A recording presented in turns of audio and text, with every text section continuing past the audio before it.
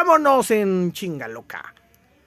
Buenos días, buenas tardes y buenas noches. Estamos aquí otra vez. En este momento estamos con Dorian Galindo. ¿Puedo usar tu nombre? Claro que sí, claro que sí. Ah, perfecto. Ya lo dije. Él es nuestro invitado del día de hoy. Es ávido comprador aquí en Comic Cueva, pero también está estudiando la carrera de psicología. ¿Cómo se llama exactamente la carrera? Porque es que dependiendo de la universidad es el nombre de la carrera. Sí, en mi caso es psicología clínica. Psicología clínica. ¿Dónde estás estudiando psicología clínica, La Dorian? universidad se llama UCMA. ¿UCMA? Está en Tepalcapa. En Tepalcapa. Tepalcapa está en el Estado de México, para la gente que no sabe, y el Estado de México está en la parte céntrica del país de México. Mi estimado Dorian, ¿en qué semestre y o cuatrimestre vas? Ahorita ya voy en noveno cuatrimestre.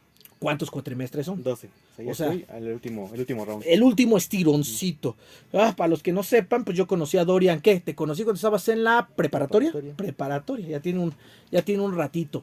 Y pues la idea de ahora, Dorian vino por unos cómics.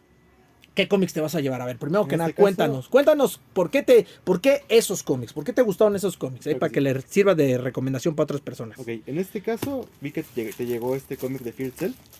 Yo dije, me agrada porque a mí me gustan mucho en los cómics las grapas. Soy muy fan de las grapas. También de los tomos, pero generalmente el tema de las grapas, coleccionarlas, tenerlas separadas y todo eso, a mí me gusta mucho. Y eso es vamos a empezar por ahí. Vamos a empezar por ahí. Claro. ¿Por qué te gustan las grapas? Porque para la gente que no sabe, las grapas son los cómics que son de 24 páginas y se llaman grapas porque en el lomo están agarradas del lomo por 2 grapas. Por eso les llamamos grapas a ese formato de cómic. ¿Por qué las grapas? Me gusta una porque son muy cómodos de acomodar, o sea, como que tienen mucha dinámica de acomodarse. Me gusta porque es más fácil leerse, justamente lo que hablábamos de los tomos. Luego son tan grandes que hasta tienes que estarlo poniendo contra luz, ¿no? Y sabes que aquí en México no es tan común que tengas lámparas en casa. Casi siempre es un foco y ponte al foco, ¿no? Pues puede ser incómodo. Y con el grapa, a pesar de que hay que tener cuidado, obviamente, sí lo puedes abrir un poco más y apreciar un poco más incluso las ilustraciones. Segundo, a mí me pasa mucho que de vez en cuando quiero volver a agarrarlos, de vez en cuando quiero volver a leerlos o verlos simplemente. Entonces con el tomo pasa que tienes que sacar todo el tomo y buscar exactamente lo que quieres ver. En el caso de la grapa, yo digo, quiero ver este que tengo ahí guardado, ya sé dónde está incluso. Lo puedo sacar, lo puedo ver, lo puedo ojear. Muy bien, lo voy a poner donde está.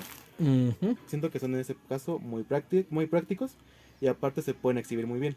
No son pesados, te los puedo poner en mi estantería, junto a mi computadora. Todavía no los he colgado, pero también estoy planeando a futuro colgarlos en la pared. Sí, como que cómics muy simbólicos para ti, ¿no? O con arte así súper chido. Yo creo que lo que chido que tiene el cómic es que se puede coleccionar, tanto por la historia, pero también puedes comprar un cómic porque te gusta la portada, ¿no? En ese sentido, además de de Fear Itself, bueno, ¿por qué te llamó la atención Fear Itself? ¿Ya sabías de qué se trataba la historia o quieres saberlo? Micha y Micha, medio sé por lo que explicaste en el video donde los reseñaste. Igual búsquenlo, está muy bueno.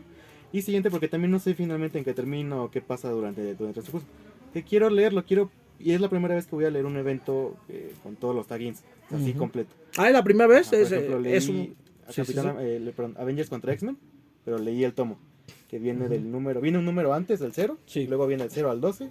Y acaba. Sí. Y apenas, y sí te estás armando, ¿no? Tengo entendido que te has llevado de aquí unas cómics que funcionan como precuela y unos cómics que también funcionan como universo alterno. Te llevaste tú los What If, ¿no? Buenísimos. Es lo que te iba a decir. Cuando lees los cómics que rodean al evento principal, como que ponen al evento principal como en otro contexto y eso te hace entender mejor muchos enfoques, ¿no? Sí. Porque sí tengo algunos de historias que son de eventos completos. Por ejemplo, de Batman, La caída del murciélago. Tengo los 8 números, los 8 volúmenes. Entonces ya con eso tienes básicamente todo, porque DC en esos tiempos no era tanto de sacar taggings y eso. Pero con Marvel sí es necesario. Y no tengo historias así tan completas como esta. Entonces dije, quiero darme la oportunidad de poder leer todo el evento. O la mayoría, porque no sé si todavía falta algo más. Supongo que... casi es práctico. No, sí, es y no. Haz de cuenta que lo que pasa es que este evento estuvo tan padre. O sea, el evento es completamente conclusivo porque abarca la historia, ¿no? Y no te voy a decir en qué acaba, pero la cuestión es que al final de la historia quedan botadas, así como en Dragon Ball, que al final de la historia quedan botadas las esferas del dragón. Al final de la historia quedan botados unos martillos de poder. Entonces ya los martillos ya no tienen portador y quedan botados. Entonces es muy difícil usarlos, primero porque están en lugares muy recónditos, segundo porque nadie sabe lo que hacen, y tercero porque si alguien lo viera nadie podría levantarlo. Okay. Se necesita un ser digno, como en el caso de Thor, y eso es muy difícil de encontrar. Pero de todos modos pues son un peligro latente, ¿no? Así que pues hay una subserie después de esto que se llama Fear Itself, The Fearless, okay. En donde ahora, tampoco te voy a decir quién, pero hay un personaje que se dedica a buscar dichos martillos para volverlos a encontrar. Entonces es una continuación, sí, pero no es algo interdependiente del evento, okay. Sino que a veces Marvel ha generado cosas tan bien hechas que un evento pues prosigue, ¿no? Como lo que veníamos platicando del famoso Spider-Verse, okay. Que de repente es tan bueno el Spider-Verse que en algún momento Marvel dijo años después, ¿y si hacemos otro Spider-Verse? Y luego dijeron, ¿y si hacemos otro Spider-Verse? Y luego, ¿y si hacemos otro Spider-Verse? Y Marvel ya cada 2 años hace un Spider-Verse, así que básicamente puedes leer cualquier historia sin leer cualquiera de las otras dos, pero cualquier persona que lea toda esa seguidilla de historias sabe que hay como una interconexión entre ellas, entonces puedes volverte fanático, a lo mejor no de leer Spider-Man, pero sí de leer todos los Spider-Versos y hacer una muy buena colección. Entonces en este caso fue una historia tan buena de Fear Itself que tuvo como esta continuación en... O sea, que todavía para más, ¿no? Exactamente, y para la gente que quiere leer más, hay más de donde leer, pero esta historia sí es completamente conclusiva, y lo padre de esta historia es que sí pone un antes y un después en el universo Marvel, en donde después de la historia hay consecuencias que atañen a todo el universo Marvel de alguna forma. Entonces tú dices, oye, está padre. De hecho es una historia muy padre, digo sin spoilerearte nada, pero hasta ese punto Marvel llevaba muchos años, desde la Guerra Civil precisamente, que seguramente tú ya leíste. No, me estoy esperando justamente si en algún momento de mi vida puedo conseguirla toda o la bueno, pero parte. ¿Sabes qué onda con la Guerra Civil? Thor está, en ese momento Thor ya no estaba entre los humanos, Thor se había ido, exactamente, andaba ya en el reino celestial de los dioses, y Capitán América y Iron Man, tú sabes que se pelean brutalmente en Civil War.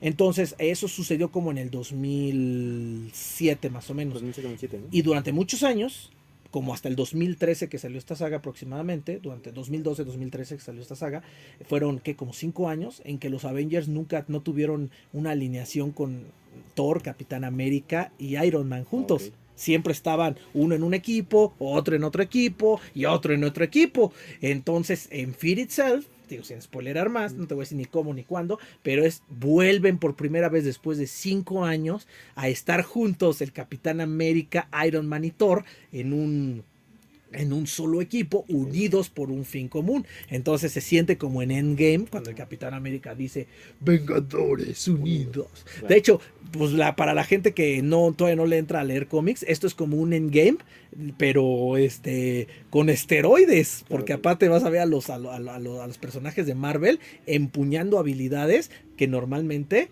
no tienen, que son exclusivas para este evento. Y ya no voy a decir más, precisamente para no spoilerar, que tú lo leas, pero es lo padre, que necesitas todos los tie-ins, porque son muy, o sea, te van explicando muchas cosas muy importantes, ¿no? Okay. Por ejemplo, los tie-ins de Iron Man te van a explicar cómo Iron Man forja armas especiales para poder combatir a estas personas que son los portadores de los martillos, porque imagínate, cada martillo de poder en esta saga le da al malote o el poder de Thor, como un Thor. Entonces, ¿cómo te enfrentas si ya enfrentarte a un Thor es prácticamente enfrentarte a 7 Thors? Dices, oye, pues ¿cómo le hago? Entonces necesitan el power up, ¿no? Okay.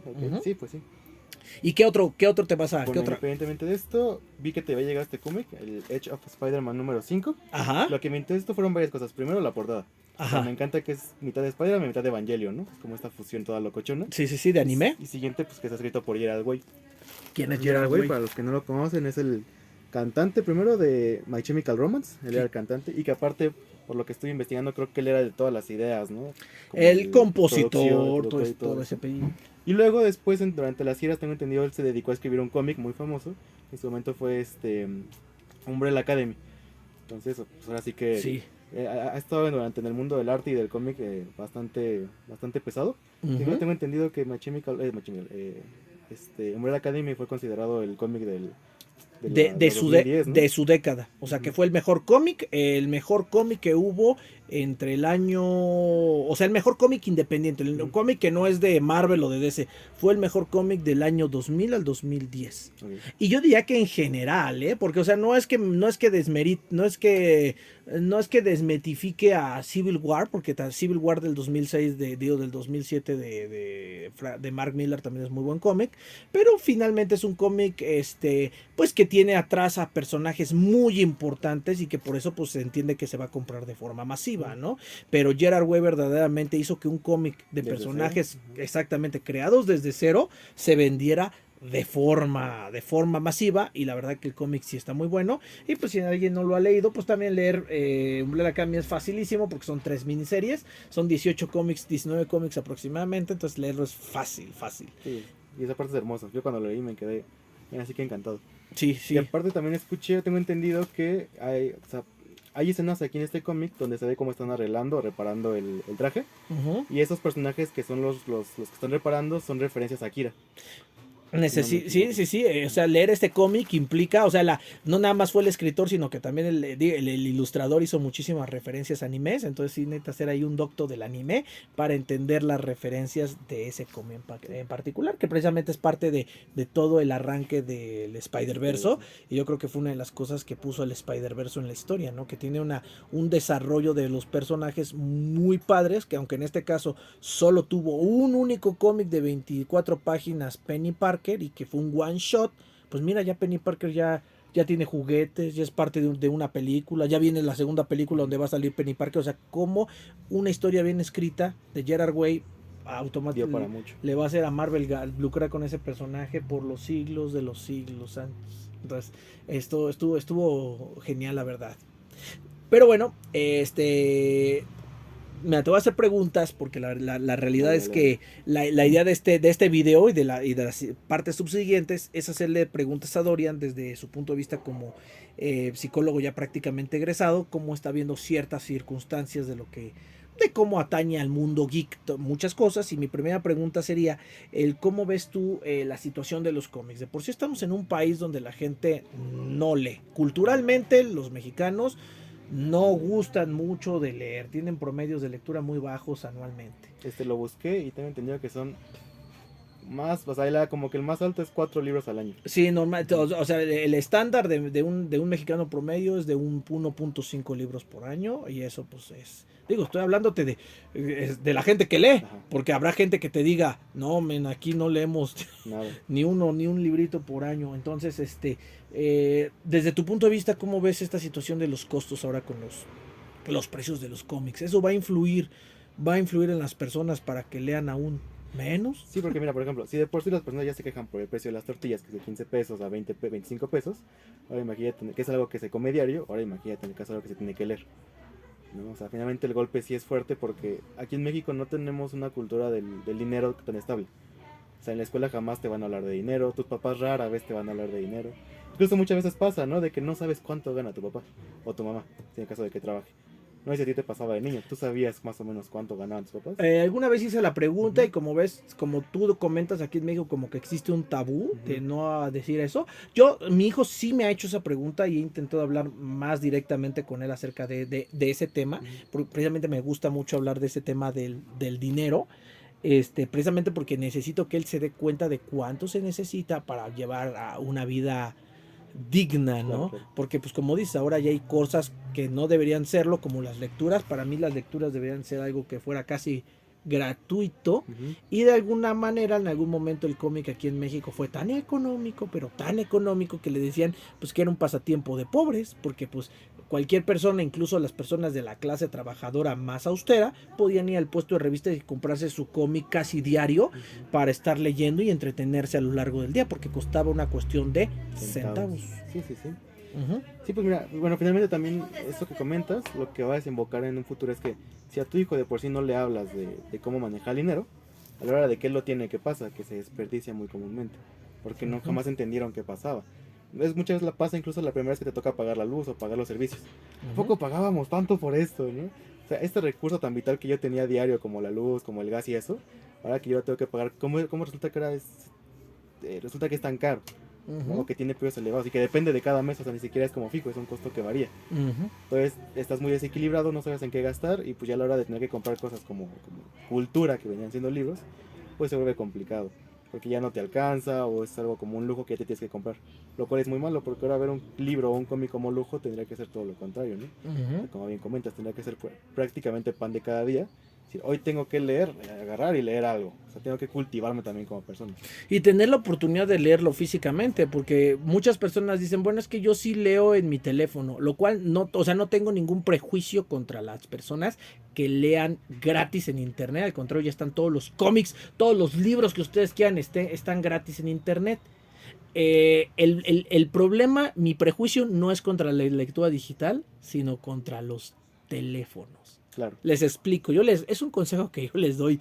Si ustedes van a leer un libro de forma digital gratis, no hay ningún problema. Al final de cuentas, el conocimiento es para todos. Pero yo les recomiendo a alguien que vaya y lo ponga en su computadora o su laptop y lo lean ahí. Primero porque está más grande la pantalla, que te permite una mejor lectura, pero sobre todo porque te hace que te desconectes un momento del teléfono, porque últimamente pues la gente ha generado ya como adicción específicamente por el teléfono. Entonces, no, aparte pasa, yo tengo una compañera que me dice, es que yo agarro mi teléfono, por ejemplo, ¿no? Si yo agarro mi teléfono y digo, voy a abrir un libro, porque me toca leer un libro. Ay, ya me llegó un mensaje. Bueno, voy a leer el mensaje. Ya, sí. Voy a seguir leyendo. Ay, con mi cueva subió video, voy a abrir el video, ¿no? Bueno, ya, voy a seguir leyendo. Ay, me quedé en tal nivel de videojuego, voy a jugar. Y en una computadora de escritorio no es tan fácil. Ajá. Sí. Por ejemplo, entonces sí se pierde mucho. Finalmente ya con el libro no te van a llegar notificaciones, tienes que estar ahí clavado. Hasta incluso la dinámica de poder estar moviendo un libro siento que tiene su esencia. La interacción. Yo creo que por eso tampoco nunca va a pasar de moda. Pero pues bueno, ahorita tú decías esta onda de lo de ahorita estamos platicando acerca de lo del teléfono, y es que personas que no nada más los cómics, todo lo quieren hacer en el teléfono. Entonces yo digo, es sano, o sea, tener el teléfono como una herramienta de trabajo para comunicarte. Yo creo que está muy bien, pero es que ahora yo por ejemplo, yo cuando quiero ver anime, pues lo veo en una televisión. Claro. Cuando quiero leer un cómic, pues abro un cómic y lo leo. Cuando quiero leer un libro, abro un libro y lo leo. Y si yo quiero jugar videojuegos, porque también me gusta jugar videojuegos, me siento en una consola enfrente de una televisión a jugar videojuegos. Pero ahora hay gente que dice, ay, quiero jugar videojuegos y en el teléfono. Y quiero leer un cómic y en el teléfono. Quiero leer un libro y en el teléfono. Quiero ver un anime y en el teléfono. Entonces todo el día están en el teléfono. Quiero comprar comida. Al teléfono. ¿Cómo ves eso, mi estimado Dorian? O sea, tú como un psicólogo que ya está a punto de egresar, esa ya necesidad que la gente hace de tener teléfono. No, es complicado en muchos niveles, porque aparte incluso te hace tonto, te hace bobo. O sea, porque incluso el otro día nos preguntaba, maestro, ¿cuántos de ustedes saben cambiar el gas? Ya sabes, ¿no? Esta típica de ponerle jabón al gas, quitarle la cintita blanca, darle vueltas con la llave, quitarlo, ver que estuviera lleno o que no. Al final de todo eso requeriría niveles manuales, ¿no? Sí, porque si no sabes cambiar el gas y si tú no sellas bien la llave, vas a tener una fuga que puede prestarse a un accidente de grave en casa, muy grave. O sea, estamos hablando de que una persona podría hasta salir gravemente herida o morir en una situación así. Entonces, si todo el día tú estás condicionando tu cerebro de que lo único que tiene que hacer tus manos es lo siguiente, también qué tan bobas las estás haciendo, ¿no? O sea, finalmente también ese es un punto importante. Y pasa mucho con los niños que, ay, es que ya se me cayó esto, ya se me cayó el otro. Claro, porque también a tu hijo todo el día le dejas el teléfono. O sea, lo estás haciendo bobo. También hay gente que dice, bueno, en el caso de los videojuegos te aumentaban los reflejos, porque era el tema de estar justamente el tema de los botones en los controles era muy dinámico. En el caso del teléfono nada más ocupas 2 dedos, ¿no? Que son los pulgares, y los demás se quedan en la mesa porque todo el tiempo están sosteniendo el teléfono. Sí, porque sí de cómo lo agarras. Hoy no lo había pensado, porque yo sí defiendo eso cuando me preguntan sobre los beneficios de los videojuegos. Y pues sí hay una correlación entre gente que llega a tener más habilidad manual, más velocidad en los dedos, y a la hora, por ejemplo, de usar una computadora, el tú siempre estar moviendo los dedos en el teléfono también te hace que seas que te vuelvas más hábil a la hora de utilizar una computadora e interactuar, ¿no? Yo creo que pues una generación completa emigró tan rápidamente al mundo digital, claro, gracias a los joysticks de videojuegos. Ahí sí veo, o sea, lo que les digo, aquí no estamos satanizando nada, pero sí es mi intención dejar estas cosas claras sobre la mesa, porque de repente sí me he dado cuenta que de repente una nueva generación de gente geek, pues no, o sea, yo nunca he dicho que sea malo ser geek, pero creo que hay personas que están llevando las cosas a un extremo y pues me preocupa, por ejemplo, la situación de los chavos que están tan metidos en un videojuego que dejan de comer o se les olvida dormir por estar en un videojuego. ¿Tú cómo ves eso? Claro. O sea, ¿qué tanto una persona, cuánto crees que sería sano que una persona jugara videojuegos? Buena pregunta. Mira, por ejemplo, en este caso yo diría, finalmente también el entrar a un videojuego te genera esta sensación de una segunda vida, ¿no? Finalmente te da como te da lo mejor de ti.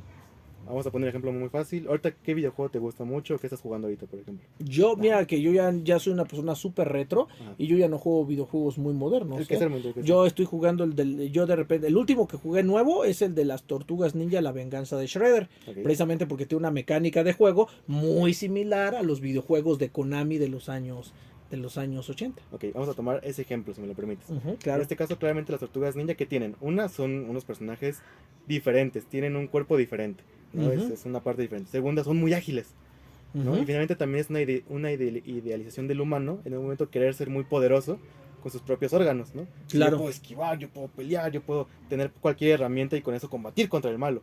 Ahora, ¿qué es lo chistoso de las tortugas ninja? Son pequeñas y el villano Shredder es muy alto. Entonces, esa parte también te da esa sensación de poder lidiar contra lo que sea. Finalmente te ayuda a darte como ¿cómo decirlo? Te ayuda a sentir que tú puedes contra los retos grandes, ¿no? Entonces, ¿qué va a pasar con la gente? La gente, en lugar de entenderlo y decirlo, si puedo hacerlo en un videojuego, también lo puedo hacer en la vida. Claro. En el caso que tú me comentas de gente que se lo pasa ahí todo el tiempo, es porque no logran hacer esta distinción de lo puedo hacer en todos lados entonces. Entonces, ¿qué pasa? Te vas a generar todo el tiempo buscando dónde sí puedes hacerlo, que es finalmente un videojuego. O sea, gente que dicen yo no lo puedo hacer en la vida real, no puedo enfrentarme a ese gran problema, así que mejor juego un videojuego donde sí puedo pasar el nivel del día de Candy Crush, por Exacto. decir. Válgame Dios. Por ejemplo, un juego que se recomienda mucho para darte superación, pero que funciona en todos los niveles, por ejemplo, sería Dark Souls. Sé que es un juego de alto nivel de dificultad. ¿Qué va a pasar ahí? Te va a hacer que lidies contra tu propia frustración. O sea, no es un juego que vas a pasar a la primera. Yo lo jugué el primero y me tardé como 6 meses en acabármelo. Porque te hace que lidies con la frustración. Y finalmente el videojuego es un videojuego y sirve como sirve. Aquí lo que vas a ver es verte a ti reflejado en cómo puedes lidiar con no poder. No sé si me explico. Sí, porque hay videojuegos de Dark Souls donde incluso empiezas pues literalmente sin nada, ¿no? Ajá. Y pues tienes que, pues sí, ir empezando. Me decía un amigo, parece un juego de aventura. Le dije, pero me decía un amigo, es que se parece más a Metal Gear Solid. Le dije, porque es un juego en donde todo lo tienes que pensar de una forma muy sistemática, muy metódica, porque si la riegas en cualquier momento, te van a matar. Sí. Le dije, así que todo tiene que ser sistemático y tienes que estar pensando y tienes que estar planeando y tienes que estar administrando recursos, ¿no? Y aparte otro detalle importante es que Dark Souls te exige que leas o que investigues. No te van a contar al principio de una cinemática cuál es el mundo en el que estás. Pero una vez saliendo de la cinemática no te van a volver a explicar prácticamente nada. Entonces el juego te obliga a que todos los objetos en el juego tienen una listota así de contexto. Entonces si tú quieres tener contexto con el videojuego tienes que leer cada objeto y ver todo lo que te explica. Y si todavía requieres más información, te requiere que salgas del videojuego y agarres ya sea una computadora o algo y te pongas a investigar. Entonces, eso te ponga a hacer que leas. Por ejemplo, ponme un ejemplo, yo que no juego Dark Souls, o sea, en qué punto, en algún punto que tú recuerdes del videojuego donde dijeras, tengo que investigar más allá del videojuego, salir del videojuego para investigar X cuestión. ¿Dónde lo hiciste? Por ejemplo, a mí me pasó con un personaje que me gusta mucho, que se llama, ay, se me fue el nombre, perdóname. Es un personaje que es un caballero que tiene el brazo roto y tiene un lobito. Sí. Tiene su lobito, que el lobo se llama Sif, que si me acuerdo. Se me fue el nombre, perdóname, ahorita no te preocupes, pero ese caballo, ¿qué pasó con ese caballero? Me gusta mucho porque en el DLC del juego, tú viajas al pasado y te toca pelearte con ese muchacho, con ese caballero. Entonces yo dije, ¿qué está pasando aquí? ¿En qué momento ese personaje está en el pasado pero no en el presente? ¿Se murió? ¿Qué le pasó? ¿Qué es de él? ¿Por qué el lobo sigue vivo pero él no está vivo? Esa parte sí me causó mucha confusión. Dije, ¿qué está pasando aquí? Ya cuando me fui a buscar e investigar, lo que te explican es que el personaje se muere por salvar al lobo. ¿Qué pasa? Que se enfrenta con un villano que te lanza como magia oscura. El guerrero pone su escudo para salvar a su lobo. El golpe le da y le rompe el brazo. Por eso cuando te peleas con él trae el brazo roto. Y por eso el lobo sigue vivo, porque él se mata para salvar al lobo. Pero eso tú lo tuviste Eso lo tuve que leer porque en el juego no te lo explica. ¿Y dónde lo leíste? Eso, por ejemplo, yo primero, bueno, si te vas al juego, a la parte de los objetos y obtienes el escudo de ese guerrero, ahí te explica un poco. Sí. Pero te explica un poco. Si consigues algún objeto de lobo, como el anillo, por ejemplo, un anillo que cuida el lobo, también te da otro poquito de contexto. Pero finalmente sí requiere, pero te da un contexto sin orden, te da muchos contextos. Entonces tienes que salir y buscar en una página donde te la tengan como que más ordenado, y ya en base a eso vas complementando y vas aprendiendo más del juego. Eso me parece bastante aparte a su vez interesante. entender del juego es entender un poco de historia medieval, bueno, de mundos medievales o de mundos, sí, con ese tono medieval. Entonces, aparte de entrarte al juego y a la literatura, te ayuda un poquito a entrar a un género que es fantasía, ¿no? Entonces funciona Dark Souls en muchos niveles. Por ejemplo. ¿A ti te gusta el género de la fantasía? Me gusta mucho, sobre todo por Dark Souls. Fue que me introdujo. Sí, eso también está muy interesante porque muchos entramos por un medio y de ahí empezamos a escalar hacia otras cosas. En tu caso personal, desde Dark Souls a ¿cuál fue la siguiente obra? No tiene que ser exactamente la siguiente, pero alguna otra obra de fantasía a la que hayas escalado por medio de ese primer juego. Por ejemplo, directamente hablando de esto, con Sandman. O con Neil Gaiman me gusta mucho cómo él maneja la fantasía. The Book of Magic fue creo que lo que seguí después de jugar. The Book of Magic me encanta porque cada número es algo diferente, ¿no? Con historias de la magia, por ejemplo. Ok. Yo cuando era joven leí Harry Potter y me gustó. Y me dio como una especie de indicio para entrar a la fantasía. Actualmente Harry Potter, tengo que admitirlo, ya no me gusta tanto. Porque ya que puedo leer y explorar más de fantasía, veo que en general Harry Potter queda un poco pequeño comparado con otras grandes historias. Pero pues, sirve como introducción.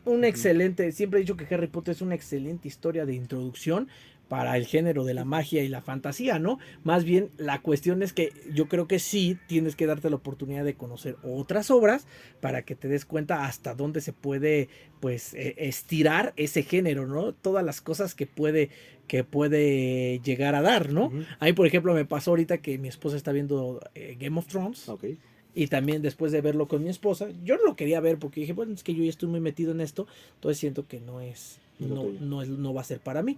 Y lo vi, lo disfruté lo que vi, pero pues sí me di cuenta, dije, es una excelente serie como para que alguien se introduzca, no un niño, un adulto. Porque Harry Potter funciona muy bien para que un niño se introduzca, ¿no? Pero tal vez ya como adulto, tal vez tú ya no quieras empezar por Harry Potter porque no te llame la atención. Entonces siento que ahí Game of Thrones juega ese papel de introducirte como adulto. Pero pues cuando mi esposa me dijo, ¿y qué te pareció? Le digo, me pareció muy bien para alguien que no tiene nada de bagaje adicional. Pero es que si lo tienes, pues no vas a poder evitar empezarse haciendo comparaciones con otras obras que a lo mejor son más ricas en personajes, más ricas en contexto, etcétera, etcétera, etcétera, que sí es muy buena obra, pero pues es eso, ¿no? Dense la oportunidad de empezar con algo y de poder ir escalando, ¿no? Porque de repente yo conozco gentes que todavía el primer anime que vieron es su favorito, ¿no? Claro. Y yo digo, yo recuerdo el primer anime que vi y lo recuerdo con mucho cariño porque lo vi de niño, ¿no? Pero pues debo de admitir que pues mi favorito pues no es el primero que vi, es el que más me ha impactado y como dices, que en algún momento vuelves atrás y esa primera obra que te introdujo algo, pues ya la vuelves a ver y dices, pues sí está buena, ¿no? Pero pues yo la veía con otros ojos más inocentes, ¿no? Es que también aquí entra mucho el tema de la crítica. Si a ti te gusta algo, finalmente tienes que ser crítico con eso que te gusta. No porque seas malo o porque tenga que ser todo perfecto. Finalmente por algo te está gustando. O sea, finalmente también el criticismo propio de los gustos. No por decir, a mí por ejemplo me gusta mucho Neil Gaiman. Pero si Neil Gaiman escribe algo que a mí no me gusta, yo lo voy a decir. Voy a decir, esta obra definitivamente no fue lo mío, no me gustó. Puede que incluso no la vuelva a leer o si la revisas en un tiempo después. Vamos a hacer una pausa con este video para dejarlo ahí, porque te voy a preguntar el que sigue, vamos a arrancar. Dale. Es que Neil Gaiman es un autor tan así que vamos a preguntarte si hay algo de Neil Gaiman que no te guste. Y vamos a tomar también el tema para que vayas pensando, porque te va la pregunta. Te voy a disparar una pregunta más y es, ¿qué tanto un geek? O sea, fíjate, o sea, ¿hasta qué punto debe ser uno autocrítico? O sea, también como fan de algo, para no caer en la toxicidad. Okay. Porque hay un montón de fandoms que precisamente están en redes sociales, en donde hay un montón de gente que pues se ponen bien tóxicos porque son ultra fans de una cosa y a veces no son capaces de esa autocrítica que tú mencionas ahorita. Piénsalo y ya volvemos en la siguiente parte.